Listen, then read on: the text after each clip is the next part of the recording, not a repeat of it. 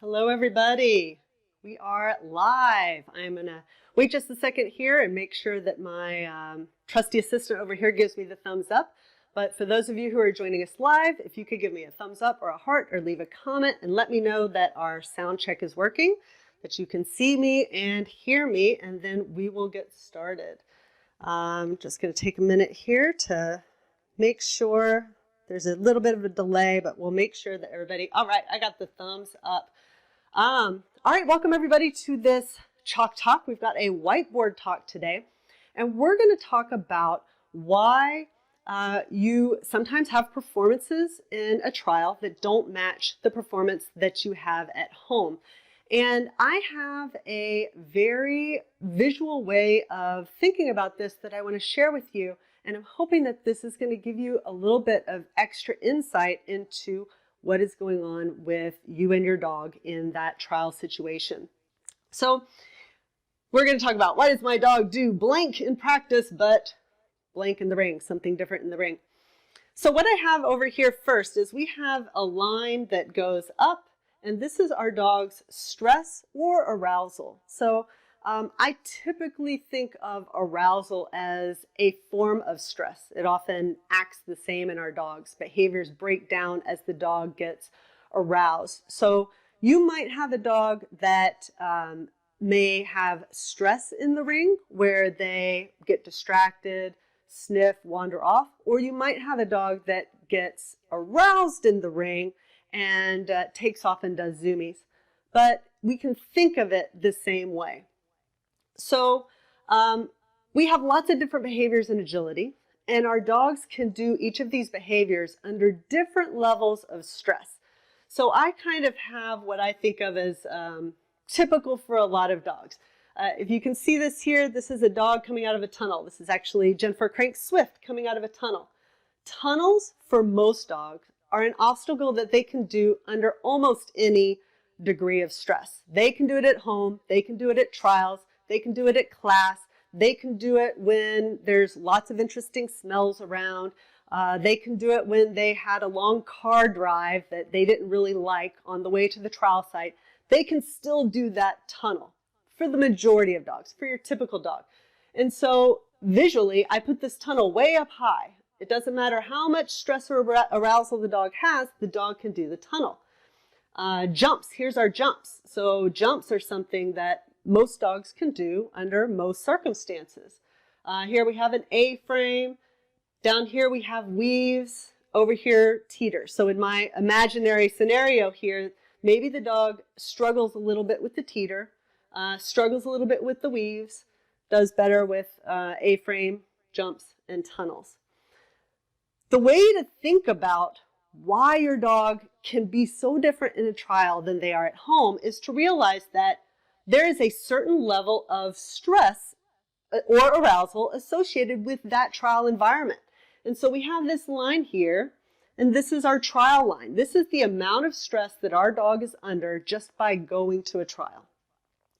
And for 99.9% of dogs, that level of stress for a trial is going to be more than that level of stress at home. So this is our home line. So this is a very different way of thinking about your dog's behaviors than thinking about my dog does it or they don't do it. It's a lot of people think of it as yes or no.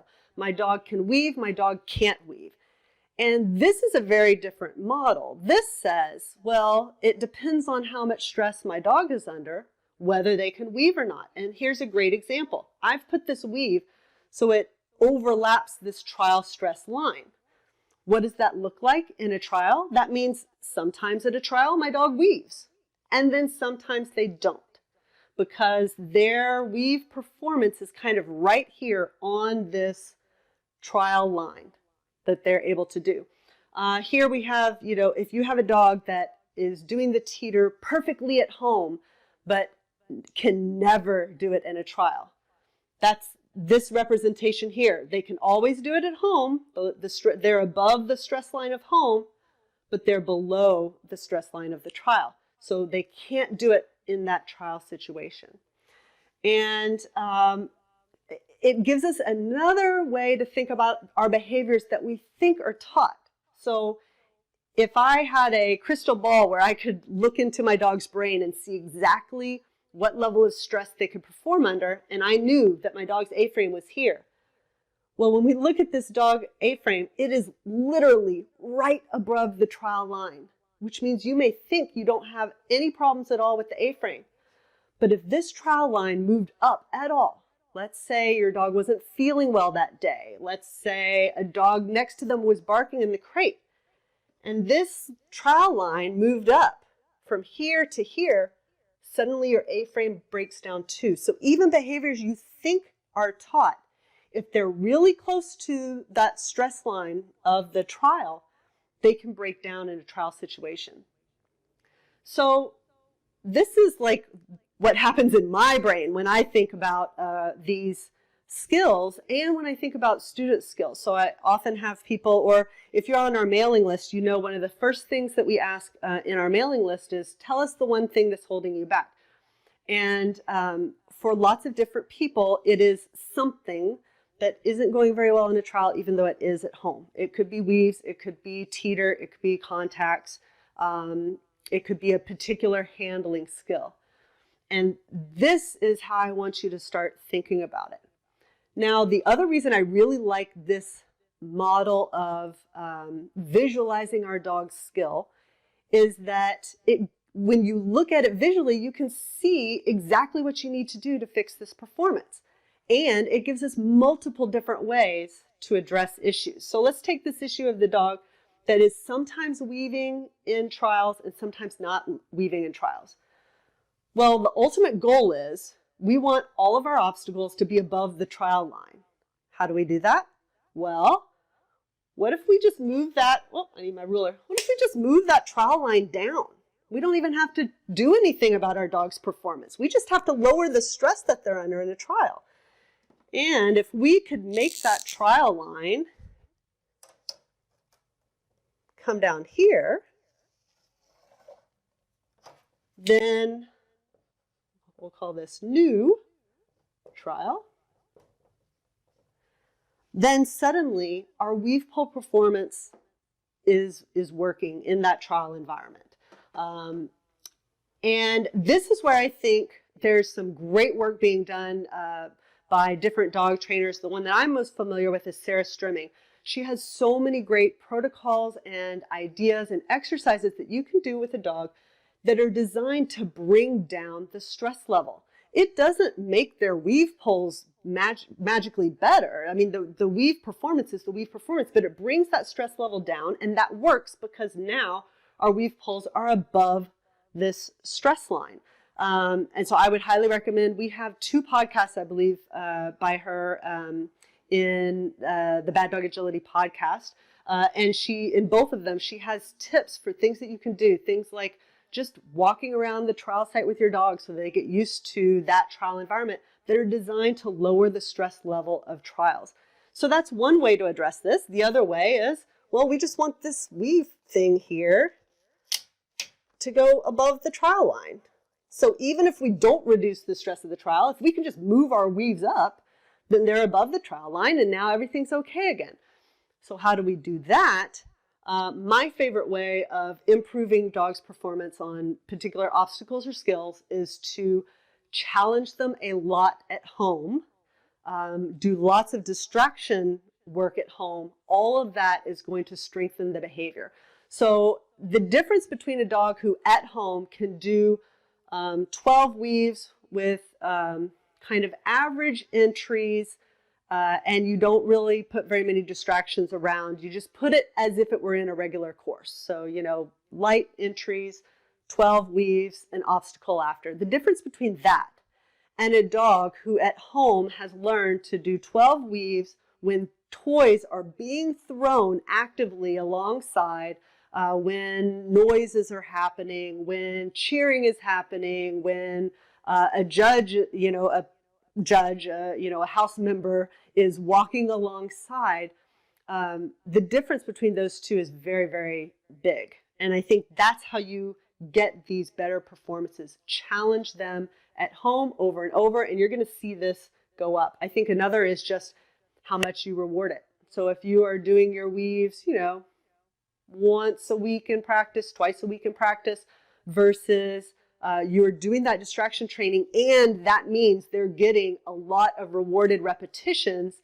Rewarded repetitions tend to push our dog's ability to do that obstacle up and up and up over this line.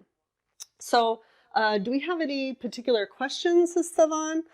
If that, let me know if that doesn't make sense, but I like this kind of graphical way of thinking about the skills. And personally, if you came to me with any problem, I would advocate doing both of these things. Let's work on bringing your dog's stress level down, and let's work on improving the skill that your dog is struggling with. And so you're kind of you're moving this down and moving this up, and then you get there a lot faster, right? Because you don't have as far to go when you start moving that line down. I think that, I think another way to think about improving our dog's performance is asking yourself the question, there's a difference between a dog doing the skill and a dog doing the skill enthusiastically and with a lot of confidence. So especially things that tend to cause some anxiety in some dogs, like for instance, the teeter. There's a difference between a dog who does a teeter, but you can tell that they're not very comfortable with it, and a dog that races to the end, rides it down, and doesn't look concerned. So that requires a little bit of kind of that dog reading skill, looking at their ears, looking at their eyes, looking at how they're reacting every step of the way. But I'm always looking for a dog that is not just doing it, but doing it enthusiastically, doing it with confidence. And that's how you know you're not just barely above this line. That's how you know you're up here where the tunnel is, where most dogs just dive right in with all that speed and enthusiasm, and not at a teeter that's just above the line where they wait right at the pivot point for it to come down. So let me just check real quick and see if we have any particular questions about that. Two people have asked about zoomies. One says their dog gets zoomies. The second one says that their dog gets zoomies mid-course first run and then shuts down for the rest of the day. Okay. How do you deal with that? So I view zoomies generally as the other side of the coin of the dog that shuts down and sniffs. Both dogs are exhibiting stress. And I would look at it in a couple of different ways. I would, number one, try to identify the stress and minimize it. So that's a lot of this trial work. But for zoomies specifically, I find that a very large percentage of the time there is a precipitating event to zoomies. So your dog might be doing a course fine. They come up to the weave poles. Maybe they're a novice and they miss the entry and you call them back for a second entry. And then that's when they zoom. Or maybe they even finish it the second time, but then they zoom. To me, that is a textbook zoomies as a result of stress with a precipitating event of a mistake at the weaves, and the dog is not happy about the mistake. So it's just some dogs stress up, some dogs stress down. I would also look at, I would look at obstacles that have performance gaps, where the dog may be stressed because they don't understand their job. So that would be the weave pole example. Contacts, if your dog kind of misses a contact, and then zoomies, again, classic. And then I would also look at handling. So especially for the more novice handlers, you don't always recognize if your timing is maybe a little bit late. And that late timing means that your dog didn't get the information when they needed. It's almost like you change your mind on your dog. They thought they were going one way, and then because of your late timing, after they thought they knew where they were going, from their perspective, you changed your mind and put in a cross or made a turn, and they feel like now they are in error, and they don't like that feeling, and they go off and zoom. So to me, those are usually the culprits there of that zoomy behavior. Golden Retriever avoids the teeter completely in a trial. Yeah, so that's like this situation. So the question is, can they do it at home? So if they can do it at home, they can't do it at the trial. They can't hear me. Okay, sorry, they can't hear someone. Yeah. So the question he asked was a golden retriever that completely refuses the teeter in trials. And so if they can do it at home, but they can't do it at the trial, you're exactly in this situation where I have a golden retriever on a teeter right here. They're above, they can do it in the home stress. They can't do it in the trial stress. We need to really increase this behavior. And like I said, I would go back to however you train the teeter, and I would go through the progression, but make sure that you are getting confidence and enthusiasm at every step, not just getting through the step. So let's say that you gradually raise the teeter from a low height. If they are not comfortable with a low height teeter and the tip that happens with a low height teeter, but they're doing it for you, raising it up is not going to make that discomfort go away. It's only going to continue to be there for the dog. And so I would stay at the lower level until your dog gets past being uncomfortable and shows that they are confident. And if they're not confident that, maybe you go do something like a bang game where they don't have to be on the teeter. They can be off of the teeter, but pulling the teeter down with their paw. That's a great foundation behavior for teeters. And I am actually going through this right now with our young dogs. We were working on the teeter, and between one session and the next, they'll get on the teeter. They'll look great. I'll change something about it. They look uncomfortable again, but they're doing it. But they don't look as comfortable as they did the step before. And so I'll stay there. And then typically I will see them break through that. And what, 5 minutes ago they thought was scary, after 3 or 4 rewards, they're now driving. They have enthusiasm. They're not slunk at all. So you want to look at their body posture. You want to look at their ears. You want to feel how they're taking the treats. And you want all of that to tell you that your dog is comfortable with where you are before you raise it up. And I think that is especially true of any obstacle or behavior that has any fear component for your dog. So I think that, that a case can be made for some behaviors, like maybe running contacts, that you don't want to stay at a lower level too long. You want to kind of push through so that they don't get the wrong idea of what the final behavior is.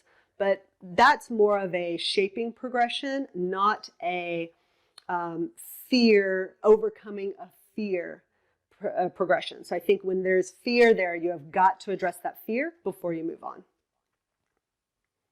Any other questions? Dog that goes around, jumps at trials, looks around, is aloof.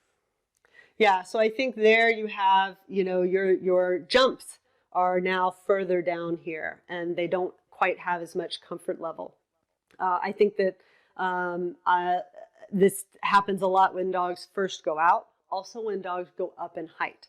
So, we have to remember that a dog doing 12 inches might be up here. That same dog doing 16 inches might be down here. Even if it's a 16-inch dog, they may be less comfortable with the height. So you want to look at the height. You want to, again, have lots of rewarded repetitions at home. You want to do lots of proofing of jumping at home. I think jumping can be something that we take for granted because it is such a integral and basic part of agility. So we kind of want to think like, well, now they jump and now I've taught that obstacle. But it's not really true. We need to continue to reinforce it and reward it in order to bring that performance level up where we feel confident that they're going to take it, as soon as we cue it. They're going to take it when it's on a slice. So some of these behaviors, it may be dependent on the layout. It may be that your dog takes straight on jumps way up here, but slices is more down here. They don't do as well. So you want to look at what kinds of jumps. Broken start lines, more barking, not zoomies. Dog loves agility, but gets so aroused. Yes. So again, I think that that's you definitely should put your start line stay on this kind of graph and say, I have it or I don't under these different circumstances. But test that start line at home. We reward it a lot at home. So I think probably the biggest mistake that people make is kind of like jumping. They think that once the dog has a stay, that's it, and they rarely reward it, or they reward it occasionally. We reward our start lines a lot, so that the majority of times they're getting a reward, and it can be really quick, and then sometimes the reward is to go on. But the majority of times the reward is a thrown back toy, and we just kind of work that into our training. Yeah, so the green dog who does well in training and a match, they've tried changing venues, training in the ring without luck. They melt down at the start line. They do one or two obstacles, sniff, refuse, walks off course. Okay, so as someone was telling me, the comment was a green dog that basically completely falls apart across the board in trial situations. They've tried training in the ring and they've tried different venues, and the dog is doing well at home. So I would say this is a dog where all of your behaviors are probably just above the stress of the home line. So they're barely there. And all of your behaviors, you need to continue to work on distractions in the home environment, so that if your dog can do it under extreme distraction at home, then when you go to the trial, the level of distraction is actually less than what you have proved. And then if, I think the training in the ring, once we start having trials again, is something that's going to be really helpful for these dogs, but you have to have a dog that is motivated by toys, because you can't really take food into the ring. And if they are so stressed out that they're not interested in toys, then that's not going to be helpful for you either. You need to look at a way now to bring that trial level down. So for your dog, this is another thing in this kind of graphical way of thinking about it. Your trial line, instead of being here, it may not be that all of your obstacles are way down here. It may be that your trial stress is way up here. Like, for whatever reason, that trial environment is super stressful for your dog. And so all of their behaviors fall below that trial line. And that's where I think a lot of the work that Sarah Strimming does would be very beneficial, because it really addresses the emotional state of the dog, and dogs that just, for whatever reason, that dog just cannot deal with that level of stress in the same way that a lot of the other dogs do. A dog is hyper-focused on food in practice, and when there's no food in the ring, they don't do well. Okay, so Esteban says a dog that's hyper-focused on food in practice, and when there's no food at the trial, they don't do well.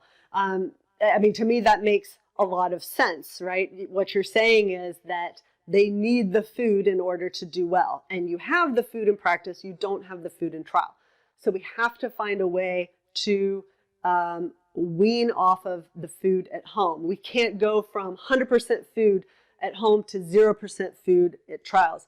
That's actually going to increase the stress differential between trial and home when they're very, very different. So one of the things that we want to do is we actually want to challenge our dogs so that that home training at least sometimes looks like trial training. Because if they can't work at home with no food, they're definitely not going to work at a trial with no food.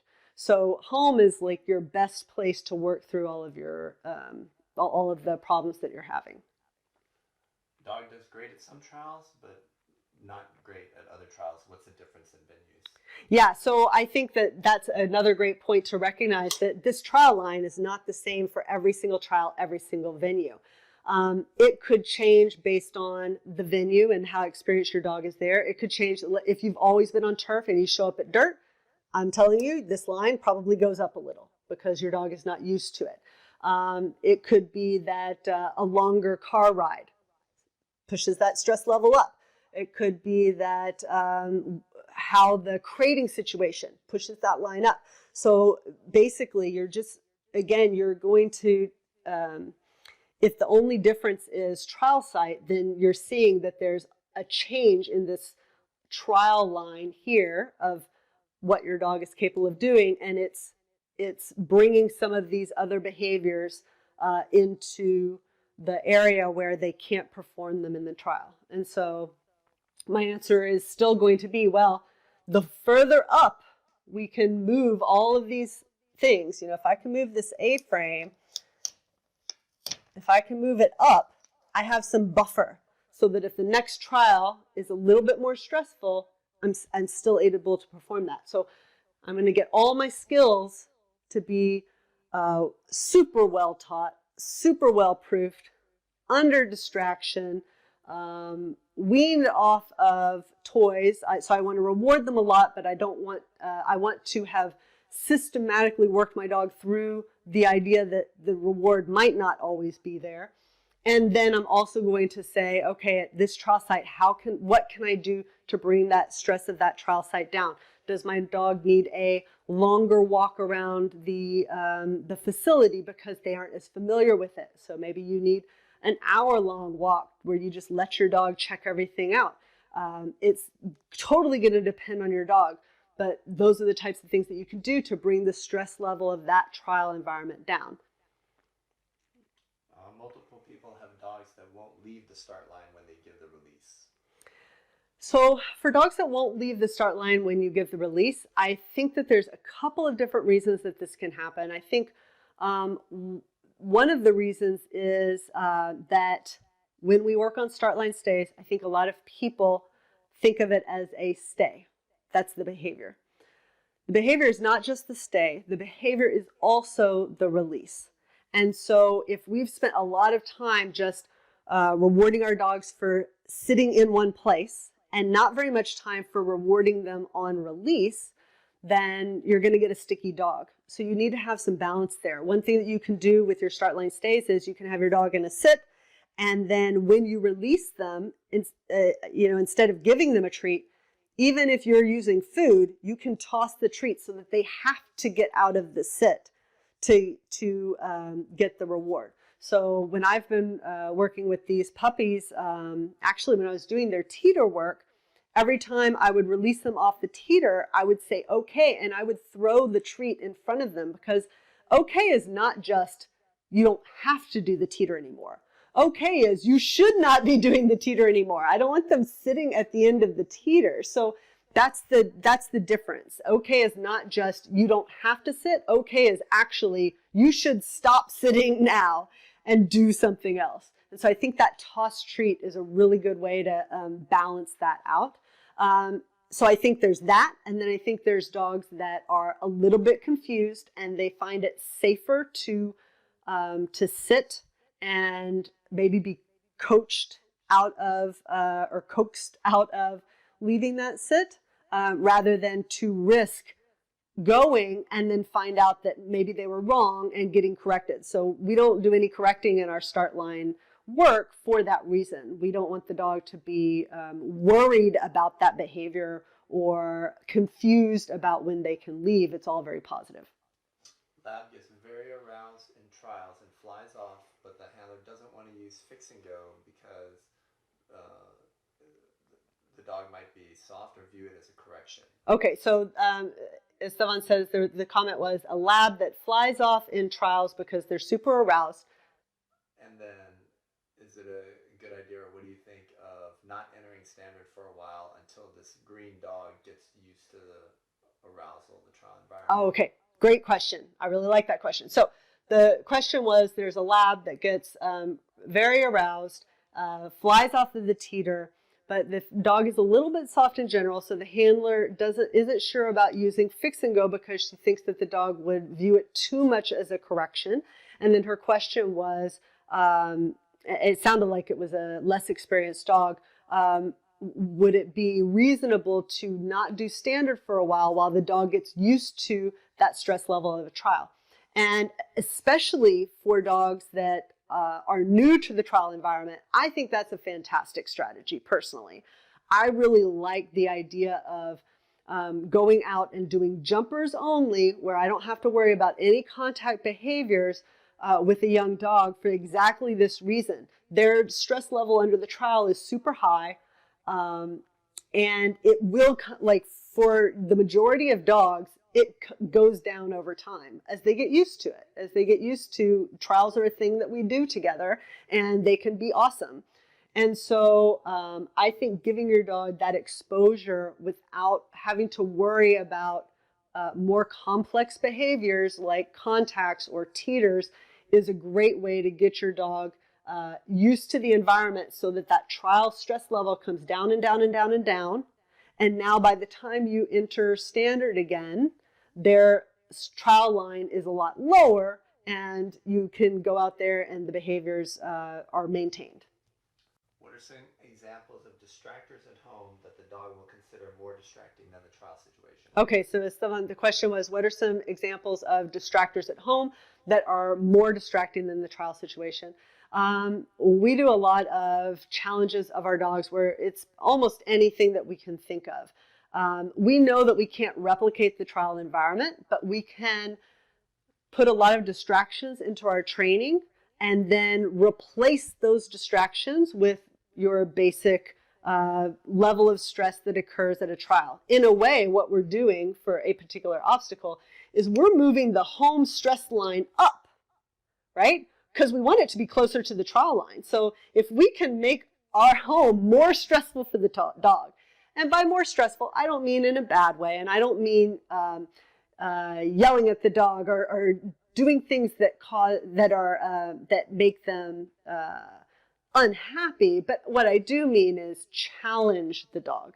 And so, like I said, we will throw toys that the dog can see as they're doing things. That's a big distraction, and it's one that you will never see in a trial. You're never going to have tug toys being thrown around as your dog is performing a contact obstacle or the weaves.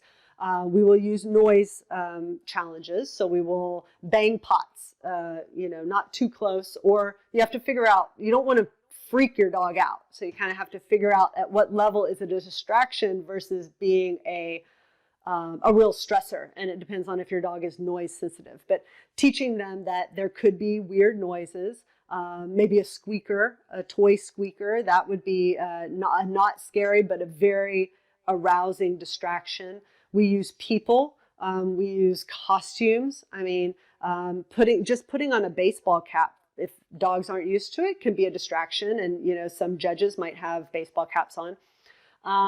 What other things do we do, Esteban, for challenges? We do multiple food bowls. Yeah, we'll put food bowls around without, you might do it without food, or if you're pretty confident in your dog, you might actually put food in them, but there's food bowls around that they're going to run past as they do behaviors. Tugging nearby. Yeah, another dog tugging nearby, which does simulate a lot of what happens in the ring. And I think also more advanced handling. So more extreme weave entries than might be required for your venue, for example, is a way to up that home stress level.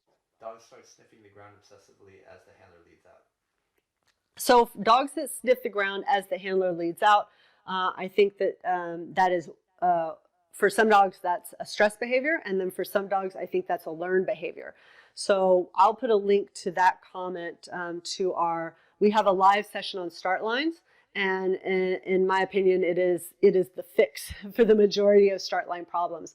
Because what happens is too many people, they sit their dog and they lead out a very predictable amount of time, a very predictable distance.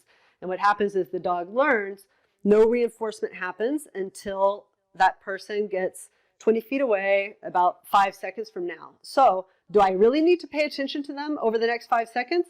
Not really. So I'm going to check out, my environment, and then some percentage of dogs, as they check out in the environment, find something interesting in it and kind of forget what they were doing. And so in our start line training at home, by really randomizing when we release, sometimes just as we are walking, no discernible break, sometimes right away, when the first step, sit, yes, okay, or break or whatever on that very, very first step, really randomizing that so that the dog looks at you because they have no idea when the release is coming. And I think that's the key for keeping a dog's focus on you on your lead out. Do you think enrichment helps with stress, like bully sticks or Kongs to chew on all day? Yes, absolutely. The question was, does enrichment help with stress like bully sticks and Kongs? Yes, I think so, and I know that Sarah Strimming thinks so, and talks about that a lot in her work.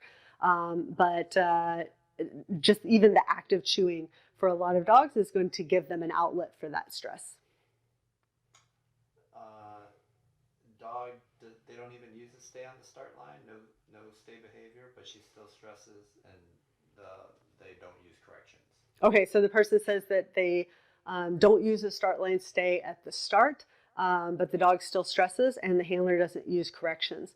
So I would look at your entire opening routine from the moment you take out your dog out of the crate until you go to the line and see what you can tweak in there. We're very big fans of having a crate to crate routine that's very predictable for the dog. And so and then looking all along that to see if there's areas that might be stressing your dog out. Like, is it, if you get your dog out earlier or later, is that better or worse for them? How close they are to other dogs in the gating area right before you go in? What behaviors you could ask your dog to do to keep them occupied in the meantime? Those are things that you can do. I think I would also really evaluate your handling in the very beginning of a course, because without a start lane stay, I think that for a lot of handlers, those first couple of obstacles become a little hectic, a little manic. There can be a little extra volume, a little extra calling. It's hard to be together right off the bat. And that could actually be creating some of the stress, because your dog's like, okay, later in the course, everything's great, but in the first 3 obstacles, I'm never 100% sure where I'm going. Mom's always behind and she's calling my name really loud and I'm not sure what's going on. So it could be a source of stress. Okay, and someone has a dog who is way faster in trials than practice, so their handling is all wrong and they fly off contacts too. Okay, so this person's dog is way faster in trials than at home, so the timing's all off and they fly off of obstacles.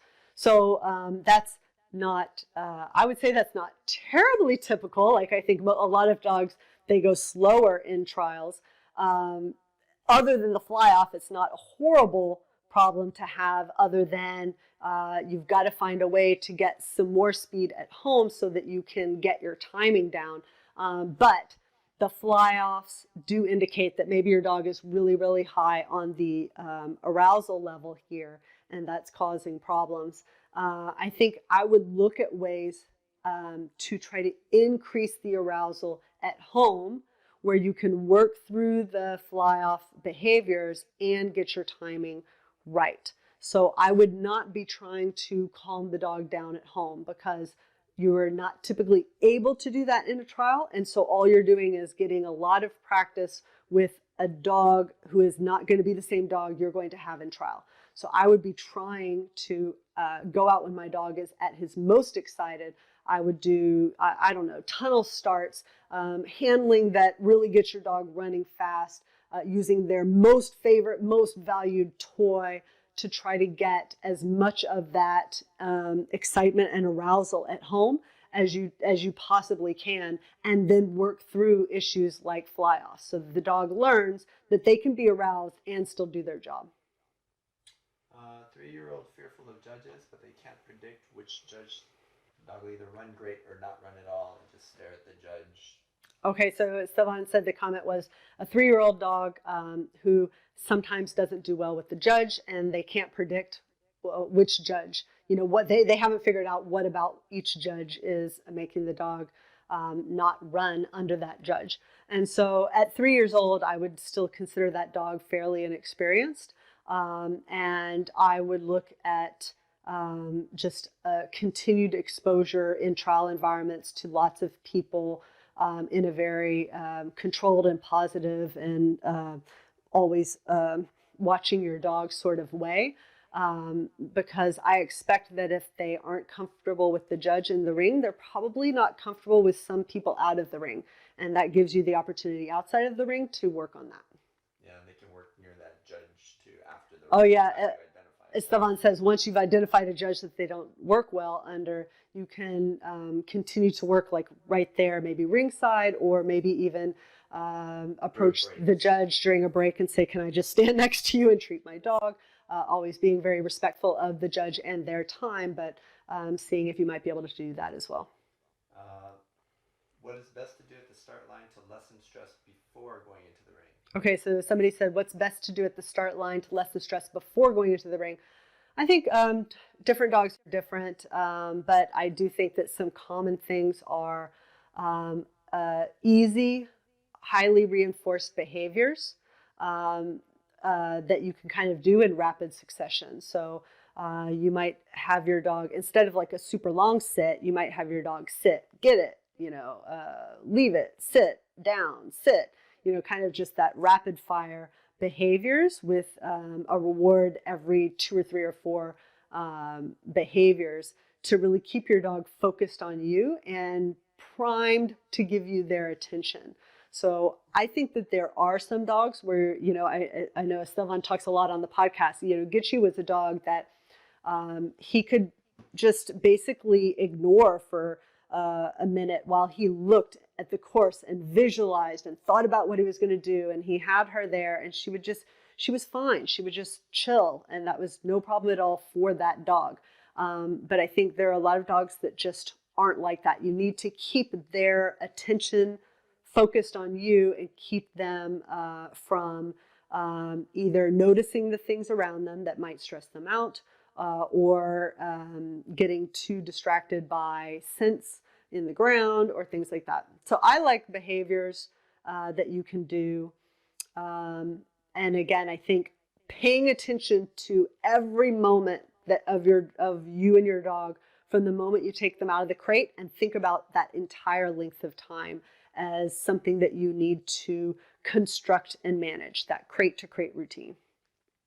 Do you think tricks while they're waiting for their turn might help decrease start line stress? So the question was, do you think tricks while they're waiting for their turn can decrease start line stress? Yes, I think anything that is well taught so that the dog, there's very, very little chance. So basically what you want to have in your back pocket is something that's way up here that your dog can do no matter what, right? And so if that is a spin, right? It's way up here, no matter what, your dog can do it. That's a great behavior to ask for from your dog. You know they're going to do it. You know they can do it even if they're a little stressed out, and it's going to relieve some of that anxiety.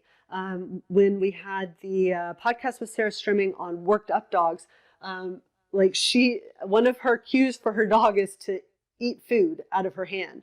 She's like, it's a trained behavior. It has a cue, but she's like, how much more simple does it get than asking your dog to eat a treat out of the palm of your hand? And if they can't do that, then you can't ask them to do all of this, right? So taking a treat is something that you can ask your dog to do way up here.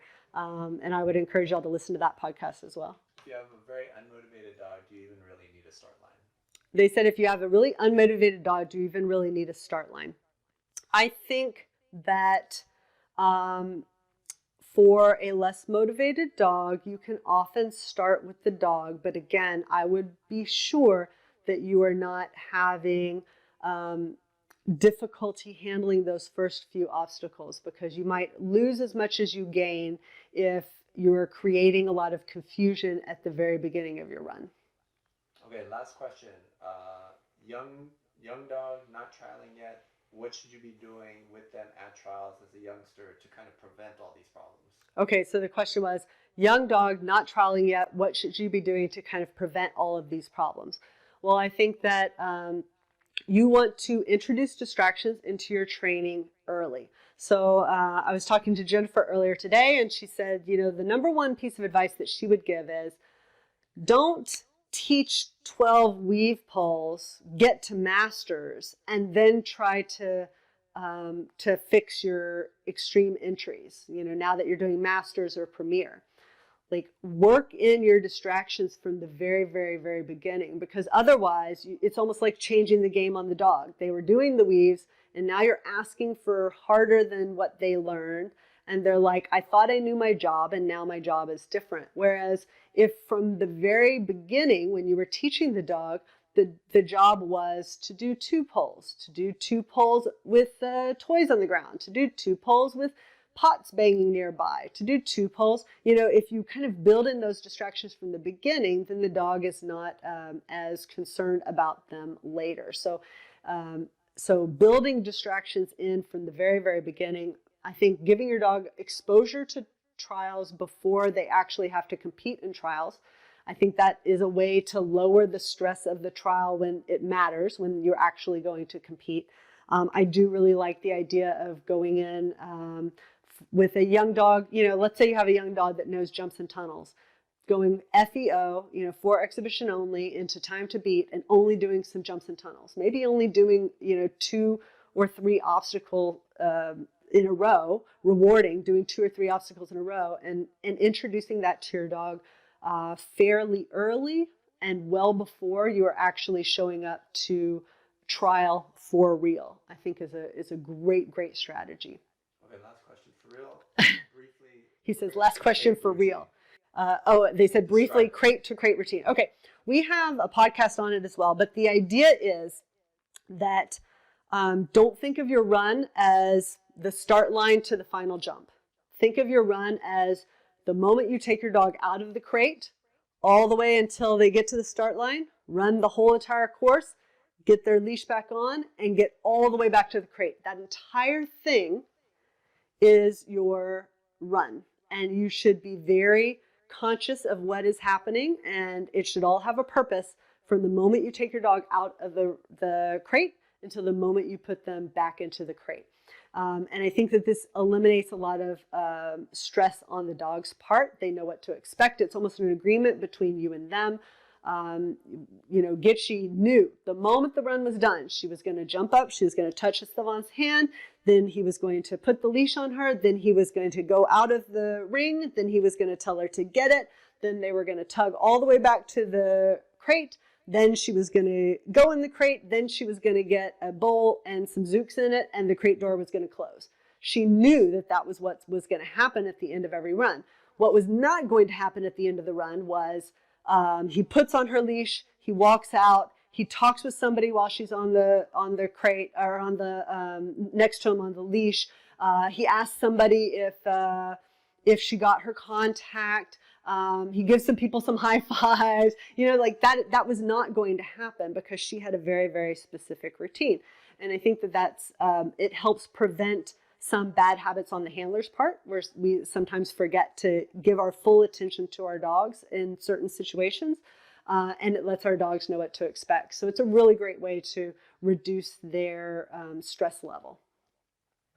All right, so that is all the questions. Oh, and so I have something for you guys. Let me put it up here on the screen. If you go to baddogagility.com/skills, I have a PDF version of this diagram that we have up on the board here.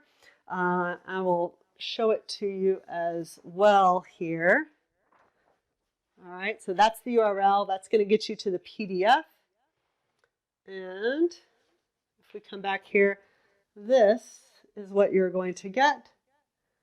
It is basically, there we go. It is basically what we just looked at, but you can fill it out for your dog. Apparently I can't tell my left from right. There we go. You can fill it out for your dog. It has the stress line, it has the trial line, it has the home line. And what I want everybody who listened to this live to do, I want you to get this PDF, and I want you to really think, and you don't always know, but I want you to think about your dog. I want you to think about all of the behaviors, all of the obstacles that you do, and think, are they, how confident am I that my dog can do this under greater and greater stress? And put it somewhere along this line. And if you know that your dog misses it half the time in trials and gets it half the time in trials, then you know that you're going to put that particular skill on top of your trial line. If you know that your dog never does it in trials but always does it at home, you're going to put it in between those two lines. But you're going to create this visual representation of your dog's skills, and then this is going to give you a way to think, okay, now I understand why my dog can only sometimes do this in trials. Now what can I do to address it? How can I take this skill and make it better? How can I add distractions at home? How can I reduce the stress at the trial and bring that trial line down? And this is something maybe you could do every, I don't know, 6 months for your dog and see where you're at in this representation. But I think it's a much, much better way of thinking about your dog's skills than just a list of skills and they've been taught or they haven't been taught. I think that agility is way more nuanced than just it's been taught or it hasn't been taught. And this is going to give you the structure to evaluate that for your dog. All right. Thanks, everybody. And we will come behind, as always, and answer any additional questions. Thank you so much for joining us live. Happy training.